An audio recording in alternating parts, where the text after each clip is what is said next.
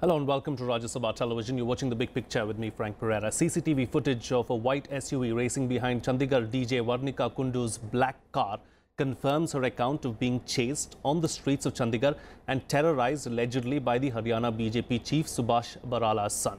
Police said that the chase is recorded on CCTV cameras on the route and the footage establishes active pursuit.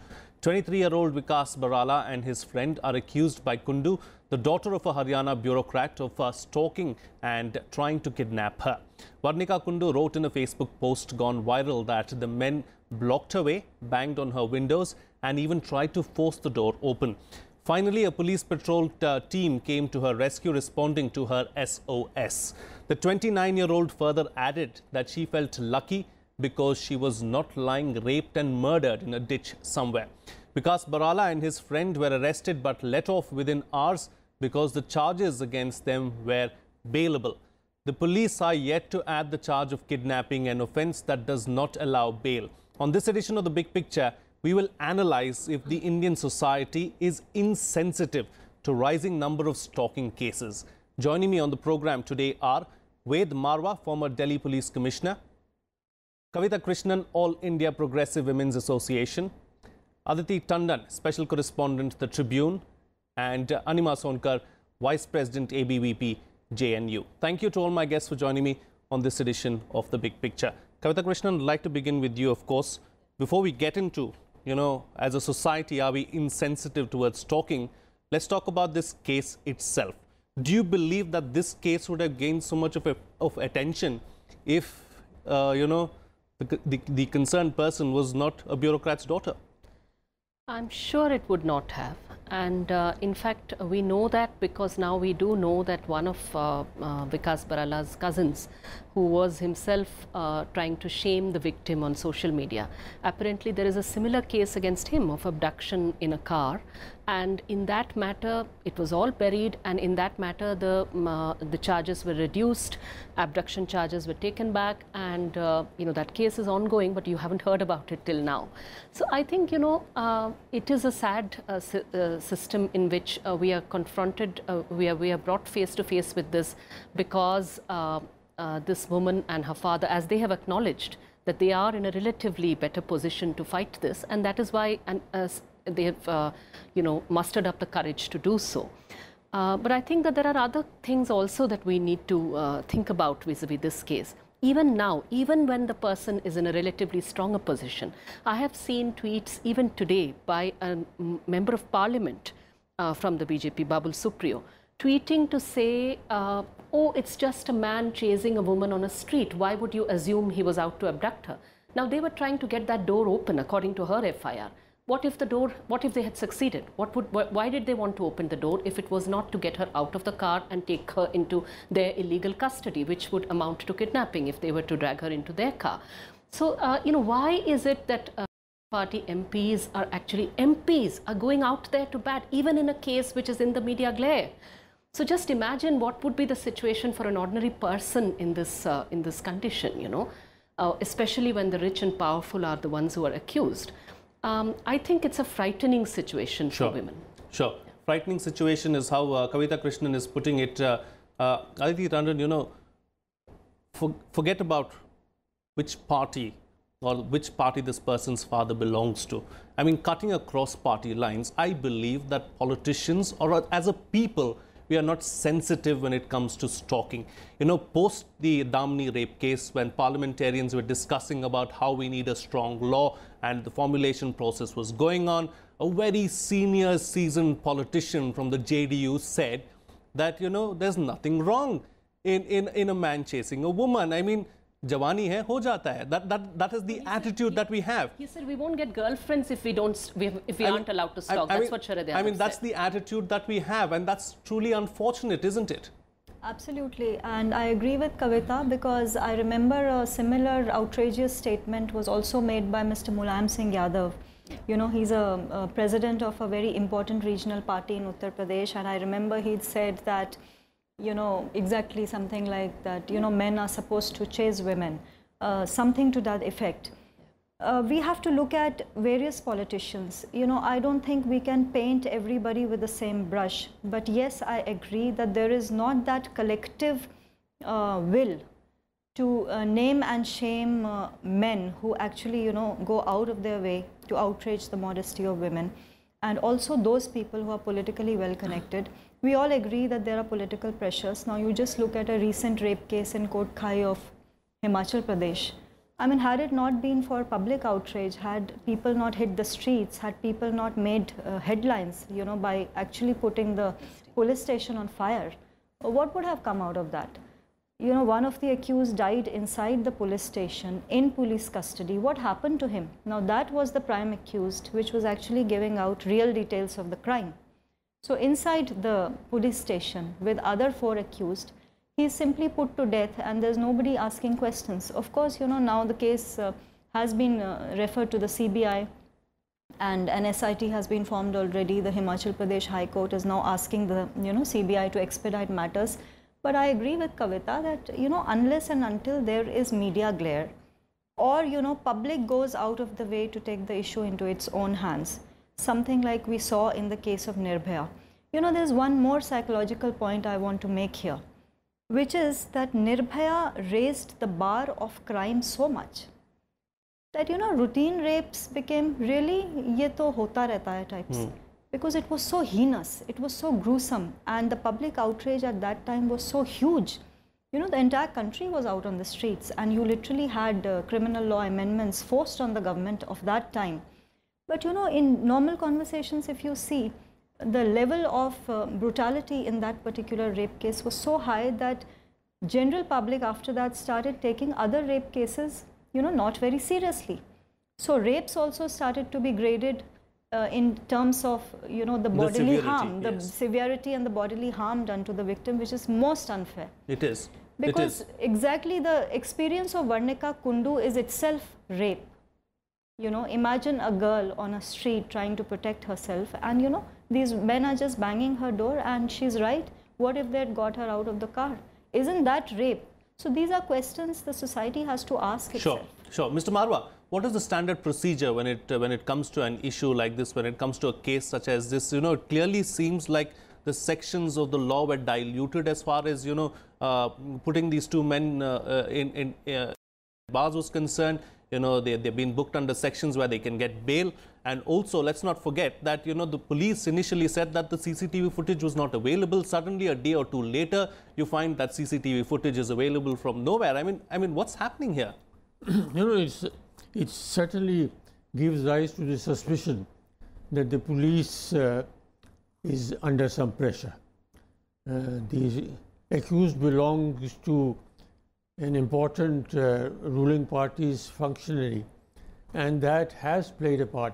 Because here, firstly, as far as FIR is concerned, the police is duty bound to record whatever the complainant says.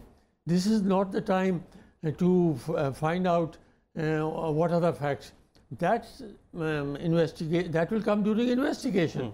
And again, one hears that they are consulting, they are taking legal opinion. Where is the question of taking legal opinion in drawing an FIR? Legal opinion again comes at the time of submitting a charge sheet.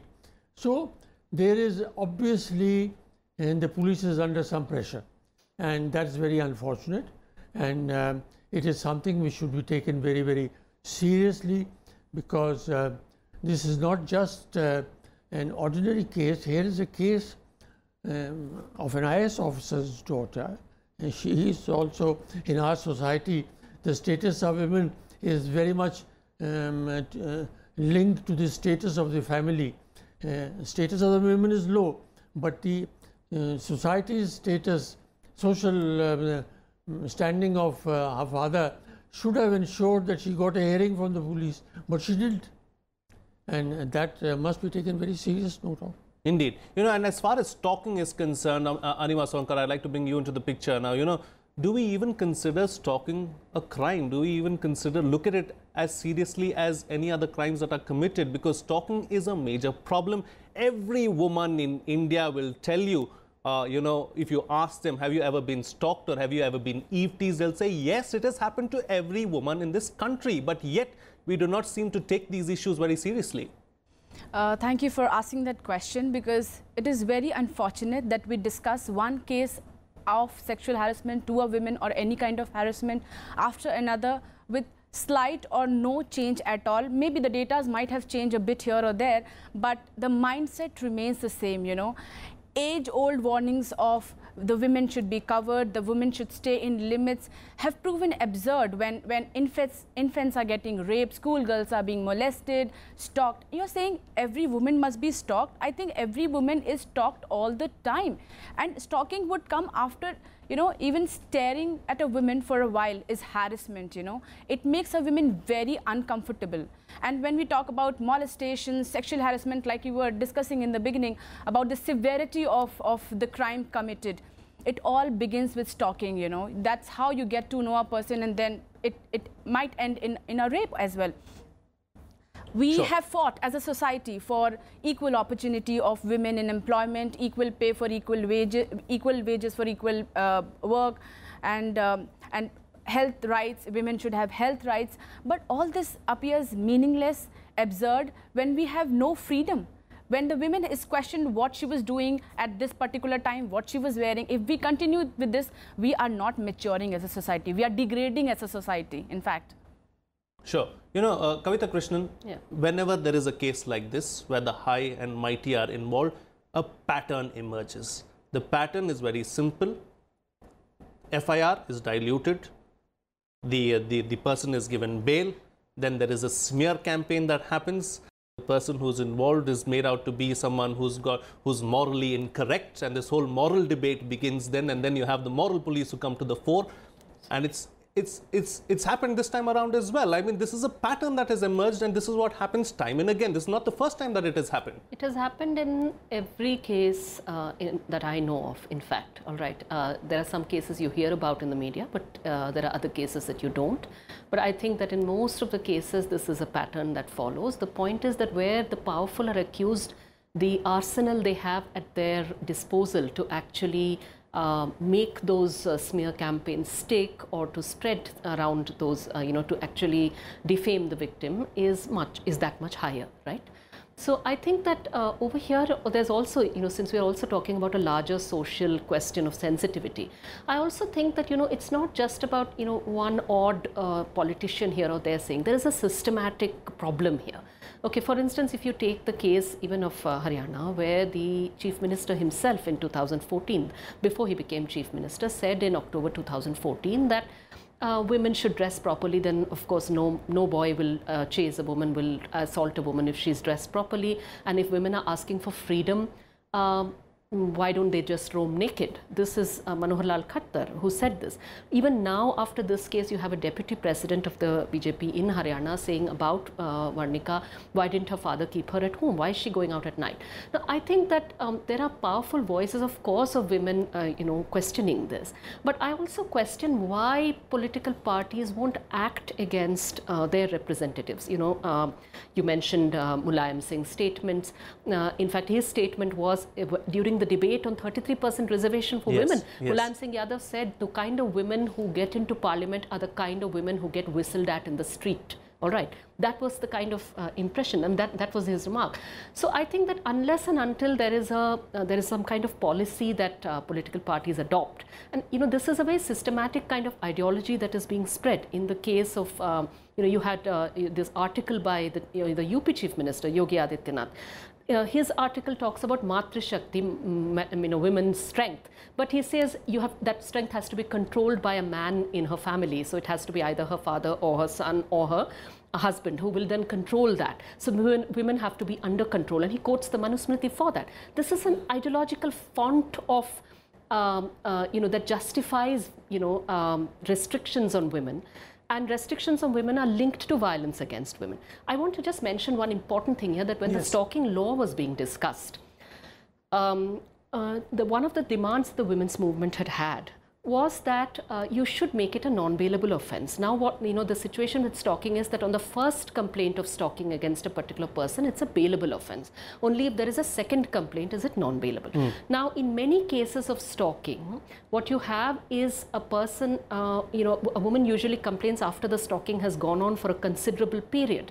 And very often the stalking, the violence is, ups the ante, the violence increases if the woman tries to book him in a police complaint. So actually you are endangering the complainant's life if you don't actually, if you make it bailable the first time. That, stalking is a very serious offense. You need to take it more seriously. You need to realize that it's linked to other crimes. It could result in a murder. You have the Priyadarshini Mattu case of Delhi University where this is precisely what happened. So I really think that we also need a larger discussion around what it means, and not to confuse. I would say stalking is not rape. Okay, stalking is stalking, rape is rape, sexual harassment is sexual harassment. We need to understand what each of these crimes is and, give it the kind of seriousness and recognize that a violation of a woman's consent and her body integrity. That is the issue here. The issue is not what she was wearing. The issue is not that she can provoke somebody. The issue is that she has a right to live her life as a free and equal citizen, and nobody else has a right to violate the boundaries of her body. Those of, who say, those politicians who say Lakshman Rekha par mat karo, they need to be told the woman's body is the Lakshman Rekha which you are not supposed to cross. Indeed. Those are some very valid points that you raised. I have some figures now, and I'd like to bring them up as well. There were 4,699 cases registered in 2014. Only 134 cases resulted in conviction. In 2015, 6,266 cases of stalking, only 340 cases saw conviction. And in 2017, or at least thus far this year, if you look at it, or 2016, I beg your pardon, 7,132 registered cases, 5% conviction rate. Aditi, I mean, those figures are just absurd. I mean, 5% of conviction rate, I mean, what is that even, really? So yes, exactly. The whole issue stems from social mindset. Also, a question that we need to ask ourselves as a society is, why is it that the society doesn't have zero tolerance for crimes against women? We get the representatives we deserve. We know for a while that political class has not been extremely sensitive to the issues regarding women, although, we've had an anti-rape law where a number of new crimes were added, new punishments were added. Kavita was, I'm sure, part of that very important debate. But we need to ask ourselves whether the law is working. N number of reports have come out after the criminal law amendments of 2013, which will tell us that we are nowhere better than where we were before the Nirbhaya rape case of 2012. It shook our national conscience, okay. People sat down, made a law, law was enacted, and that was about it. And I totally agree that political representatives have a greater responsibility than any of us to send across a message of zero tolerance for crime. And that is one reason why these crimes are not taken seriously. Secondly, I think the issue that you've raised is very important, and it is directly related to police reforms. Who are the people entering the police forces? How are they entering the police forces? There's absolute corruption. Everybody knows, that the job of an ASI goes for 1 crore in India. That's public knowledge in every, So how is that man going to recover this money? Because he's paid it from his pocket and he wants the money back. So if he has a rape victim reporting crime, he will dilute the punishment because accused is more often than not in a position of power and authority. And you'll accept money, and that's how this vicious cycle goes on, and that's the reason you don't have convictions. An important point that I want to make here is that we have lost a great opportunity that began after the Nirbhaya, very unfortunately after that case. Justice J.S. Verma, committee sat, and for the first time in the history of India, it was recognized that rape is the final act and that there are several other crimes that precede rape. Kavita just mentioned the case of Priyadarshini Mattu. We all know she was stalked for, a very long time before being finally brutally raped and then murdered. So it starts there. It starts then and there. And so we had, these continuum of crimes. If you see in the criminal law amendments, you have sexual assault. Yes. You have disrobing the woman. Then you have, which is called stripping. Then you have voyeurism. And finally, you have stalking. All these crimes have been made punishable. And the most important amendment to the criminal law was that any policeman not registering an FIR will be behind bars. Yes. I want to ask, where is that amendment? Why is that not being invoked, and why are we as people of this country not asking questions? Why are we not shouting? Yes. You see? Sure. You know, Mr. Marwah, we've had several debates on this program as well about, these reforms and how it needs to start at the earliest. What is your opinion on everything that's been said? And also, sensitization of the police force is required and is a need of the hour right now, isn't it? No, I fully endorse what has been said, that there is lack of understanding about the seriousness of these crimes. This lack of sensitivity is reflected in this case and many other cases. You are referring to your figures, what you have given. You see, that is another issue of our criminal justice system weakness. But the fact remains is that stalking is not just these cases, number of cases which you referred. It's a much bigger problem. And the number of cases will be much, much larger. Most of the victims don't report these cases. And the culprits get scot-free. So here the remedy lies both in the police being sensitized, police being made accountable if action is not taken or a weak response is given.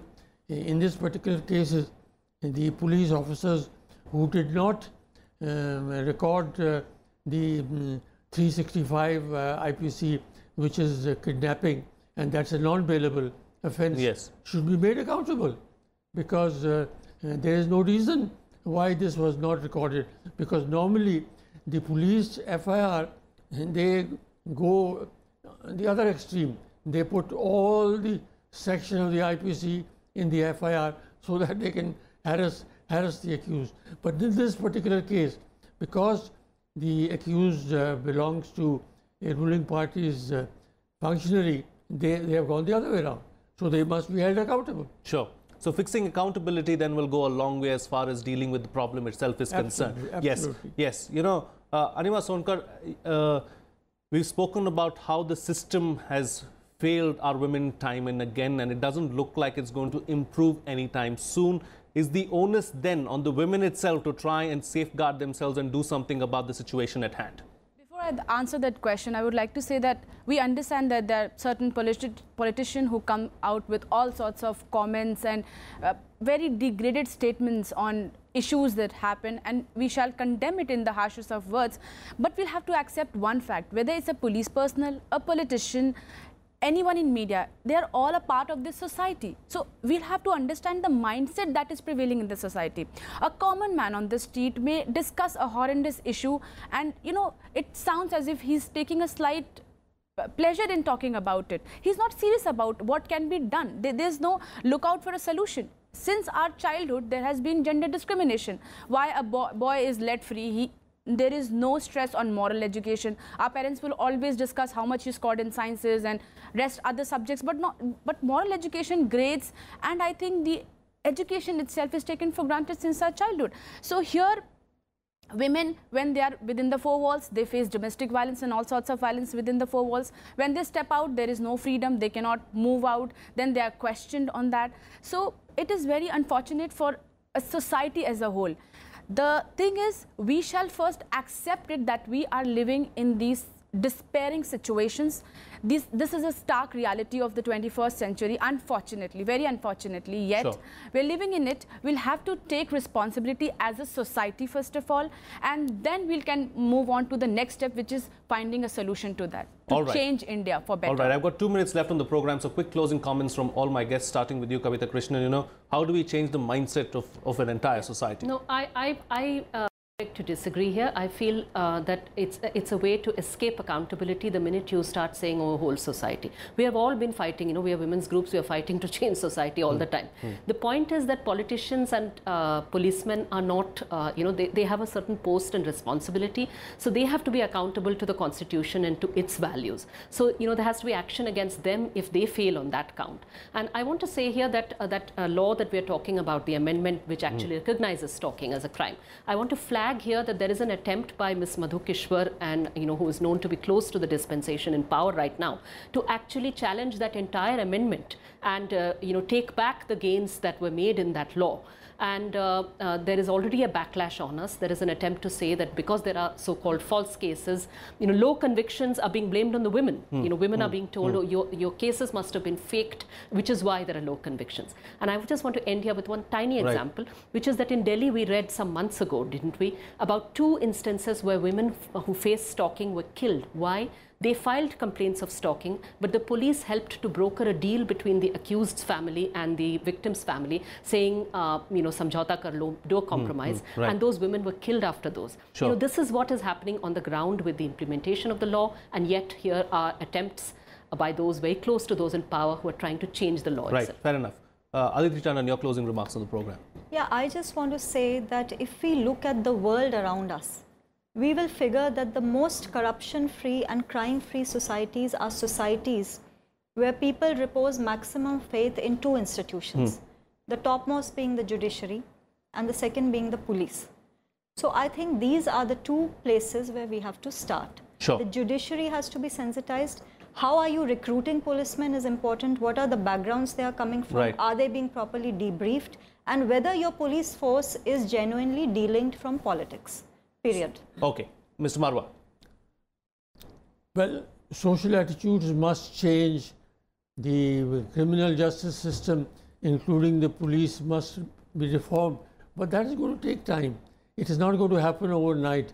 Even if we amend the law or made these reforms, changing attitude is not a very easy thing to do. Till then, we have to ensure that whenever there is a breach of what is considered proper investigational standard, then action should be taken. Okay, fair enough. Anima Sonkar, close the show for us with your concluding remarks. Viewing all cases with a political prism is certainly not going to help. Sometimes it's going to be one party, second time the other party. I think we all should vow to end the despairing situation for women in India so that they can walk free in a civil and a crime-free India. All right. On that note, then, we'll call it a wrap on this edition of The Big Picture. We'll all strive towards working towards a crime-free and a better India. Thank you, Ved, Marwah, Kavita, Krishnan, Aditi Tandon and Anima Sonkar for joining us on the program and putting things into perspective for us. That's all the time we have today. See you again next time.